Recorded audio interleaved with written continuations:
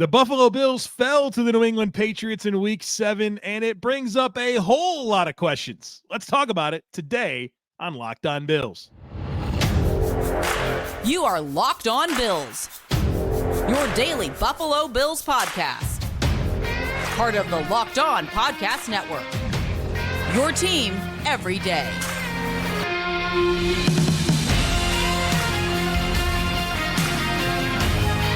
What's up, Bills Mafia? It's Joe Marino, author of Go Bills and Buffalo's Run, also the co-host of the Locked On NFL Scouting podcast, and I'm your host of Locked On Bills. Want to thank you for making Locked On Bills your first listen every day, and a big welcome and shout out to our everydayers. You know who you are. Those of you who never miss a single episode, I appreciate y'all being here very, very much. I'd also like to invite you to subscribe or follow for free on YouTube or wherever you listen to podcasts. We're part of the Locked On Podcast Network, your team every day.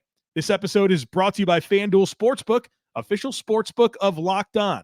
Make every moment more. Right now, new customers can bet $5 and get $200 in bonus bets guaranteed. Visit FanDuel.com/LockedOn to get started. Well, folks, the Buffalo Bills fell to the New England Patriots 25-29 and fall to 4-3 on the season. And it's fair to say that we have a lot of questions about this football team and what it is truly capable of. It is not meeting the expectations that we have, and it certainly doesn't look like a team that is primed to make a deep postseason run at this point. That was a well-earned loss by the Buffalo Bills. Well-earned.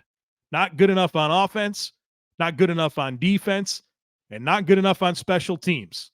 Zero good complimentary football, and that's how you give the Patriots their second win of the season after looking like the worst team in the league over the last 3 weeks.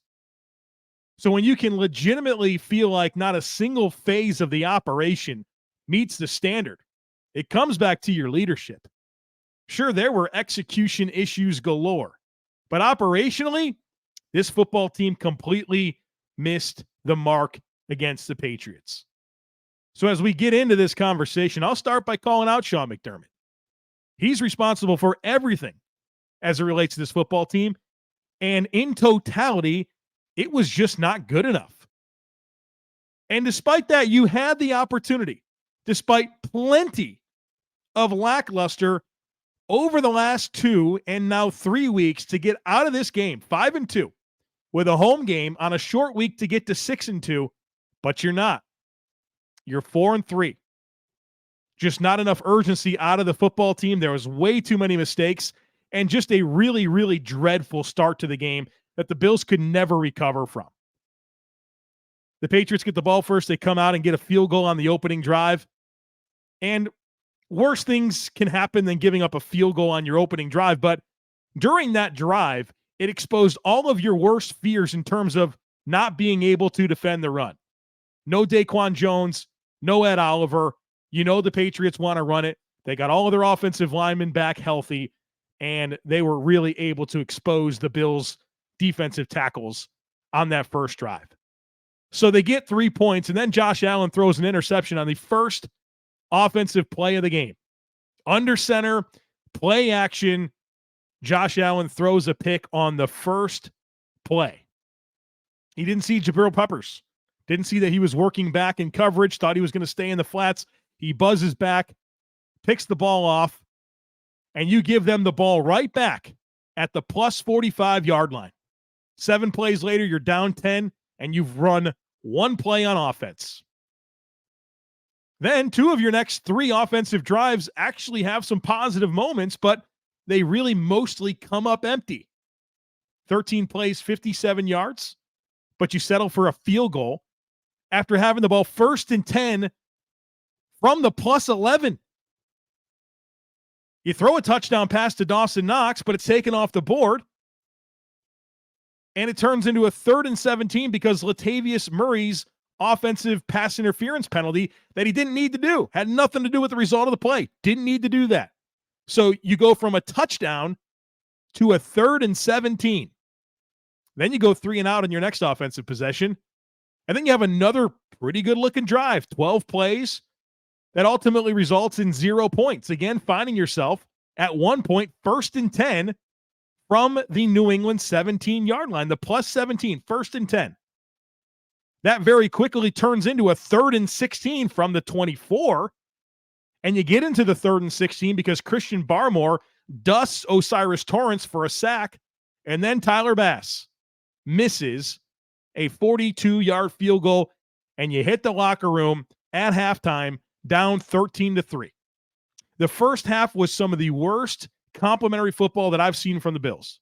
Offensive miscues, special teams miscues, right? A missed field goal.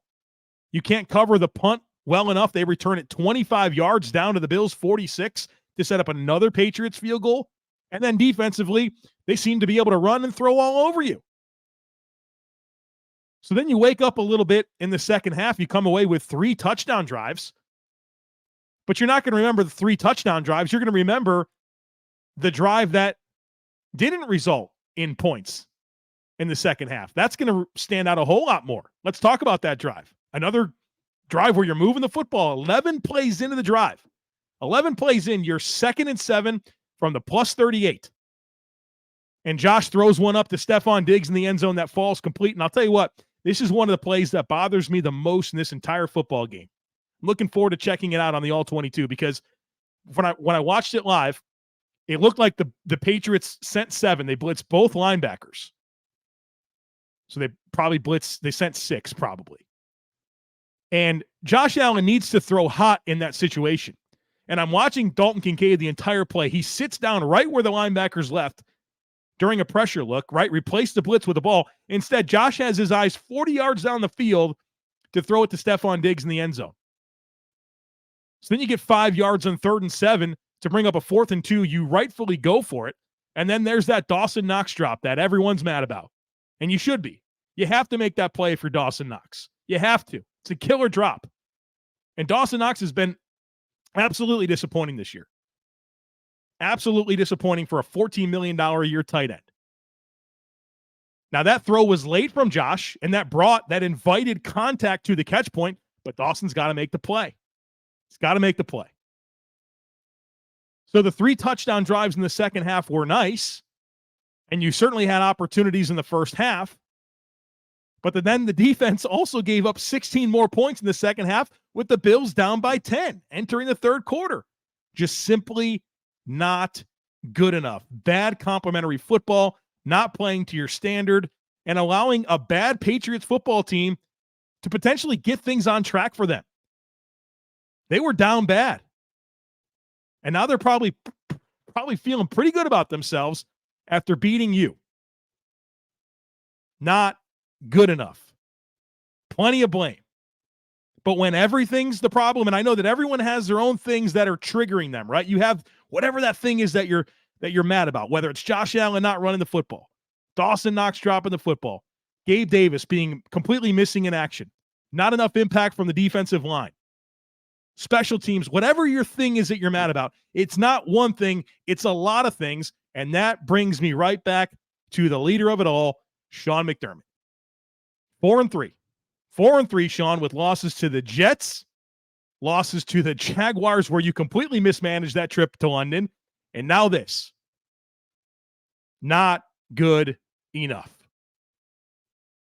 All right, stick with me here. We got a bunch to get into next, but first, our partners at eBay Motors have teamed up with Locked On Fantasy Football host Vinny Iyer to bring you some of the best fantasy picks each week all season long. So whether you're prepping for a daily draft or scouting the waiver wire, every week we're going to provide you with players that are guaranteed to fit on your roster. So let's see who Vinny has picked out for us on this week's eBay's Guaranteed Fit Fantasy Picks of the Week. Jets wide receiver Garrett Wilson will come off a bye and build on his momentum with an improved Zach Wilson to have a big game against the Giants in Week 8. Start spreading the news in this New York battle. The Giants secondary cannot cover him well, and it is already been given up big games. The Giants have given up big games to Deebo Samuel, Tyreek Hill, and Stefon Diggs. So Garrett Wilson is a great talent, and the Jets are now back to using him as a dominant number one. So look for him to keep coming through with his best all-around game yet in 2023. Vinny Iyer from Locked On Fantasy Football is going to help you win your fantasy championship, and eBay Motors knows a championship team is about each player being a perfect fit. Same with your vehicle. With over 122 million parts for your number one ride or die, you can make sure that your ride stays running smoothly. Brake kits, LED headlights, roof rack, bumpers, whatever your baby needs, eBay Motors has it.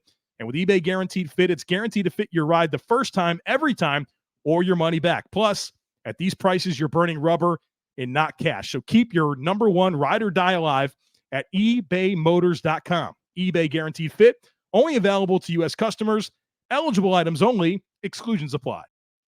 So we started out this conversation with a heavy dose of criticism for Sean McDermott and offensive miscues. And trust me, we're going to get to the defense and even some bright spots later on.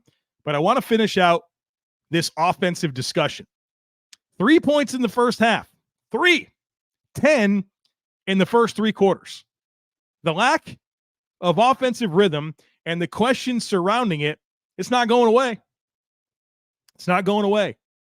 After hanging 48 on Miami, which now feels like 700 years ago, you've played 3 games. The Jaguars, where you scored 7 points up until 4 minutes left in the fourth quarter. The Giants, where you were shut out through the first 3 quarters of the game. And now this, 3 points in the first half, 10 in the first 3 quarters. You go 5 of 12 on third down. You're 2 of 4 scoring touchdowns in the red zone. Protection issues creeped up in this game. It felt like the Patriots anticipated Josh Allen's movements quite well in the pocket. They had free runners at him. And Josh had to make people miss, more people miss than usual in the pocket to kind of get some throws out. And so some problems here. Gabe Davis, contract year Gabe Davis, got the C on his jersey, a team captain. 1 catch for 6 yards on 5 targets. We knew that the Patriots have done a good job this year. Number 1 in the league, the best in the league at defending opposing teams' number 1 wide receivers. But literally the worst at defending number 2 receivers and number 3 receivers and tight ends. Gabe Davis, 1 catch, 6 yards on 5 targets. You need more. You need more from that guy. And you know what? I just think his skill set is limited. He's a limited player. And when you're a limited player and there's not a lot of different ways that you can win, you're not going to be consistent. So miss me with any idea of paying this guy $15 million a season. Miss me with it. He's a decent number 3 or number 4 receiver. You need a more complete skill set there as your number 2 guy. How about Dawson Knox? He's targeted 3 times. Has 1 catch. Nice catch, right? He made somebody miss, got a first down. But in the other 2 targets, an interception and a huge drop. $14 million a year tight end. Not good enough. Josh Allen was not good enough in this game. He was missing throws for sure. Now, he did some nice things, extended some plays, made some throws. Like, I'm not saying he was awful, but there was nothing crisp about Josh Allen in this game. And you had penalty issues. Just a rough day for the offense. And so with that out of the way, we can now talk about the defense. And I have some grace for this defense. Some. Given the injuries, right? Ed Oliver, Daquan Jones, not to mention Matt Milano, Trey White, right? I have some level of grace, but this was an awful Patriots offense. Awful. So congrats, Bills. They had their get-right game against your defense. You did it. You allowed them to do things offensively that they've not done all season long. Going into this game, the Patriots averaged 12 points per game on offense. You gave up 29. 29. They averaged 12. They averaged 5.1 yards per pass, 27th in the league. Against you, 8.6. They averaged 3.4 yards per rush, 29th in the NFL. Against you, 4. They scored on average 18.3% of their drives, dead last in the NFL. Dead last. They scored on 6 of 9 drives against you. That's 66.6%. The Patriots had 10 trips to the red zone all season long in 6 games. 10 times they got into the red zone. They got there 5 times against you. Patriots 35% on third down. Going into the game, 25th in the NFL. They're 44.4% against you. So while I want to have some grace based on some of the injuries, you allowed this Patriots offense to do things that, by their standard, unprecedented. So congrats on allowing the Patriots offense to have a get on track, get right game against you. You're 1-2 in the division. Missed tackles, costly penalties, non-existent pass rush. Your defensive tackles are getting overwhelmed. And I know you don't have Ed Oliver and Daquan Jones, but can we expect more from Tim Settle and Jordan Phillips and Poona Ford? Jordan Phillips getting blown off the ball all game long. You thought he was on roller skates trying to defend the run. Tim Settle out of his gap.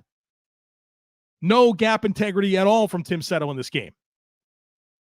Just not enough impact from the D-line. Where was Gregory Rousseau? Von Miller not building upon what I thought was growth from the Jags game to the Giants game. Epinesic had one pressure. I mean, it's just not enough from this defensive line.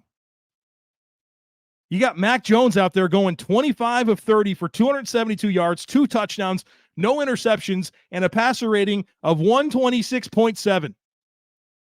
He entered the game completing 64% of his passes, 201 yards per game, 5 touchdowns, 7 interceptions, and a passer rating of 74.4. You let him have the best game of the season. I mean, Mac hasn't had a game like that in a long time. He did it against you. And what's funny is the Bills statistically did well against the run. 24 carries, 96 yards for the Patriots, which includes a 20-yard run from a wide receiver to Mario Douglas. If I told you that going into the game, you probably thought the Bills had a great day. Rhamondre Stevenson, 9 rushes for 34 yards. That's less than 4 yards per carry. Zeke Elliott, 11 carries for 31 yards. That's less than 3 yards per carry. Didn't feel that way, right? Did not feel that way because that offensive line completely wrecked the Bills' D-line over and over, especially in the middle. Especially in the middle. You're seeing those guys just get rooted out of their gaps. And you got Jordan Phillips after the game in the locker room talking about how they can't play up and down to their opponents. Brother, you're at the root of all of it, getting blown off the ball. I mean, great effort trying to get out there and make the tackle on Rhamondre Stevenson. You couldn't get him down. Love the effort. You're 350 pounds. You couldn't pull that guy down. And where was everybody else? Where was everybody else? Where was the population of the ball? Maybe there was a penalty to be called there. I need to look into it, right? The illegal man downfield. I need to study that play. So I'll file that away, but get him down. Get him down. Get him down. Just a frustrating day for the Buffalo Bills. Absolutely frustrating day for the Buffalo Bills. Not meeting the standard in any phase of the operation. And now you got a short week. You got a short week. Tampa Bay Buccaneers are coming to you. You'd like to think you can get to 5-3. But how could you assume anything with this team? With how they played against the Giants. Now, congrats, you played bad and got a win there. But with the way this team has looked against the Jaguars, the Giants, and the Patriots in 3 consecutive weeks, you got to change. You got to recalibrate your expectations. If you're expecting the Bills to go out there and dominate teams and boat race teams, they haven't been that team. They haven't showed us that. They showed it to us, against a 3-game stretch. Raiders, Commanders, Dolphins. They weren't that against the Jets, Jaguars, Giants, or Patriots. And when a team tells you who they are, when anything tells you who they are, at some point you got to believe them. And so the sample size, 7 games, 4 of them lackluster. They're starting to tell you who they are. Now, there's plenty of season left. They could figure it out. There's certainly a lot of capable football players on this team. But man, oh man, you're making this tough on yourselves. You're making this real tough on yourselves. And I'm certainly beginning to recalibrate what I think this team is capable of until they play at a level that convinces me I should start to think about them differently. But there's a lot of questions about this football team, and I don't think we're getting closer to getting answers. I don't. They have to execute better. They got to coach better. Operationally, not good enough. What is not frustrating is FanDuel. Folks, I did pretty good on FanDuel. I had a couple of prop bets going into this game. I hit on both of them. So snap into the action this season with FanDuel, America's #1 sportsbook, because right now, new customers can get $200 in bonus bets guaranteed when you place a $5 bet. That's $200 in bonus bets, win or lose. So if you've been thinking about joining FanDuel, there's no better time to get in on the action. The app is so easy to use, and there's a ton of different things that you can bet on, including spreads, player props. I hit the over on Dalton Kincaid receiving yards, and we did well on that bet, folks. So check them out. They have over-unders on point totals and a whole lot more. So visit FanDuel.com/lockedon and kick off this NFL season. FanDuel, official partner of the NFL. Bills Mafia, let's get personal for a minute. Has anyone ever been caught skinny dipping? You know what I mean? When you dip your tortilla chip just barely enough to get a dab of salsa on it. It's okay. We've all been there. And sometimes it's not your fault. Most tortilla chips can't even handle a chunky dip without breaking right in half. But those days are over. It is time to say goodbye to skinny dipping and hello to chunky dunking, because Zach's Mighty tortilla chips are literally made to dip. They're strong enough and sturdy enough to handle the heftiest dips of guac, all 7 layers of a dip, and every last chunk in that salsa. We actually had chili before the Bills played the Patriots, had family over. My wife makes amazing chili. We had the Zach's Mighty out there, join them in the chili as well. And we put a lot of beans, a lot of meat in that. They held up every time. They're not snapping in half right in that bowl of chili. So say goodbye to skinny dipping and hello to chunky dunking with Zach's Mighty tortilla chips, available at Wegmans in the chip aisle. Zach's Mighty tortilla chips, equipped to dip. All right, folks. With all that out of the way, how about some bright spots? There's some good bright spots in this game. I have 4 of them for you. How about that Dalton Kincaid guy? Led the team in catches, led the team in receiving yards, 8 catches for 75 yards on 8 targets. I enjoyed that. I enjoyed that quite a bit. I know you did too. We've been waiting to see Kincaid ramp up a little bit, and we certainly saw that. Thought he was important for this offense, especially when Steph Diggs, and I mean, Steph was okay, but the Patriots certainly had a plan for him. Gabe Davis, nowhere to be found. Dawson Knox can't help the team. It was nice to see Kincaid get those opportunities and make some plays, right? Made every play he had a chance to make. And he's so smooth. He catches the football. His ability to catch the football and turn at the same time is special. Like, he's really, really good. And if I'm Josh Allen, I'm going to throw the ball to that guy a lot, because he can really help you. Like, you want to talk about a route winner, a guy that can produce after the catch. I mean, Dalton, you see it, folks. You see it. He's a good player. Get him going. Keep him going at this type of rate moving forward. So Dalton Kincaid, my number 1 bright spot. How about James Cook? 16 touches for 102 yards.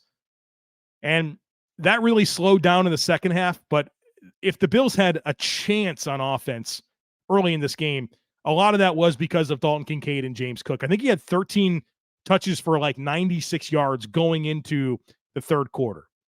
And so he was instrumental early in the game. Now, certainly the game script changed in the second half, and his usage was a little bit small, but even on some short yardage runs, he was looking good. I thought this was one of my favorite James Cook games yet, in terms of not just making some good runs, but the receiving aspect was nice as well.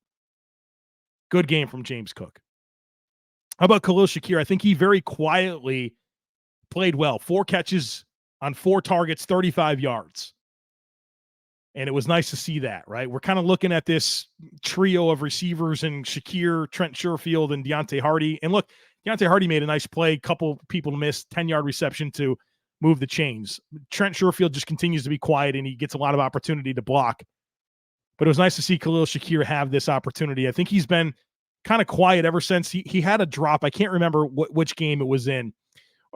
Probably not even a drop. He had a chance to make a play, and I criticized him for not making it when he had a chance. But this was a nice game from Khalil Shakir, who's also been working real hard as a blocker of late as well. And then I think defensively, Jordan Poyer was your bright spot. 10 tackles, had a sack, 2 quarterback hits, forced a fumble. Now, he forced that fumble late in the game that really gave the Bills a chance. Recovery by Terrell Bernard. I thought Jordan Poyer played his best game, at least on the live watch. Now, I might watch the tape and feel like some of the middle of the field throws were his fault, but you felt like Jordan Poyer made a strong impact on this game. Let's take a look at my predictions. I don't know. I still kind of struggling with these predictions. The first one was that I predicted that the Bills would intercept a pass, and they didn't. Mac Jones was lights out, 25 of 30 for 270 whatever yards, 2 touchdowns. So I got that wrong, and now the Bills have gone three weeks in a row without intercepting a pass. Mac Jones had 7 interceptions in 6 games entering this game, and the Bills didn't pick one off. I guess they got close on the one Taron Johnson play. That's actually the play before Poyer forced the fumble. I think that ball was tipped, and so Taron Johnson was expecting that ball to get there with a little bit more pace, and then it was up in the air a little bit longer than he anticipated. He couldn't make the play, but he still got a pass breakup. Number 2, I predicted a career high in receiving yards for Dalton Kincaid, which was 43. I got that correct. He has 75 yards in this game. So we nailed the Dalton Kincaid prediction. I predicted no turnovers for the Bills. They screwed that up on the first play. And I saw your tweet. Some of y'all just couldn't wait to tweet me to let me know I got that wrong. I guess that's just the nature of the job. But yeah, first play of the game. First play and the last play of the game. Actually, turnovers, whatever Josh Allen was trying to do on that last play. Not that I had high expectations for them to get like an 80-yard touchdown with 5 seconds left. Would have been interesting if Steph could have caught the ball in that previous play. But, 2 turnovers for the Bills in this game, so I got that wrong. I predicted that the Patriots would have more rushing attempts than the Bills. This winds up being a push. So both teams had exactly 24 rushing attempts. So a push there, and I predicted that the Bills would win. That didn't happen. So another lackluster performance from me on the predictions. Next up for the Buffalo Bills is a home game, Thursday Night Football against the Tampa Bay Buccaneers, who are 3-3 and coming off of a 16-13 loss to the Falcons. Nice to be able to get that one and get to 5-3. Was hoping to be 6-2 after this stretch, but the best they can be is 5-3. Next up for this podcast is, of course, the All-22 review, and it's a short week. This definitely impacts our content structure. So let me tell you what you can expect from this podcast this week. So this is your immediate post-game reaction podcast. Monday afternoon, the All-22 review will drop. So I'll get the tape hopefully early on Monday, spend the day studying it, give you my takeaways in the All-22 review podcast Monday afternoon. Tuesday afternoon, my Bucks primer will drop. So my full plotting the path for a Bills win, breaking down the Bucks conversation will happen on Tuesday afternoon. Wednesday, there's going to be 2 podcasts that drop. Our crossover preview with Locked On Bucks, that'll drop sometime on Wednesday, in addition to my typical Saturday podcast where we do any final notes. We talk to Dr. Kyle Trimble of Banged Up Bills, and I offer my predictions. So you get 2 podcasts on Wednesday. And what that really comes down to is, when do I get a chance to record with the Locked On Bucks guys, and when do I get a chance to record with Kyle Trimble? And so as soon as I have that done, I will post them for you. So look for the double dip on Wednesday to carry us to kickoff on Thursday. And then, of course, after the game on Thursday, we're staying up late. We're going to give you the post-game reaction like we normally did. And then on Friday, we'll do the All-22 review. And so then into next week, we have some opportunities because of the way that the schedule falls. And so early next week, we'll have our next episode of Herd Mentality. So I'm not going to get to Herd Mentality before the Bucks game. Something had to go this week, and so that's the decision I made. So, but we will do Herd Mentality early next week, and if we need to get a couple of Herd Mentalities in early next week, we will. But also our second quarter report card. That was a pretty fun conversation after the Miami win. It's going to be interesting to see what it looks like after this next chunk of 4 games where I have more data to analyze. I'm going to compare, right? So all the numbers that I gave you after that first quarter, I'm going to compare them to the next 4 games, and we can really measure where things are probably mostly getting worse. So we'll have that conversation for you early next week as well. So don't miss anything. A lot coming your way, but obviously a little bit of a disruption here to our flow based on the way that the schedule lines up. The bottom line is you're going to get content. We're going to have Bills conversations every single opportunity that we have here. So plenty coming your way, just a little bit out of order compared to where it normally is. All right, folks, that's it for us here today. Not the result we were hoping for. Certainly not a victory Monday.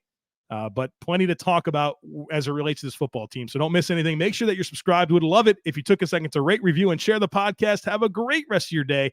Go Bills. And I look forward to catching up with you again tomorrow.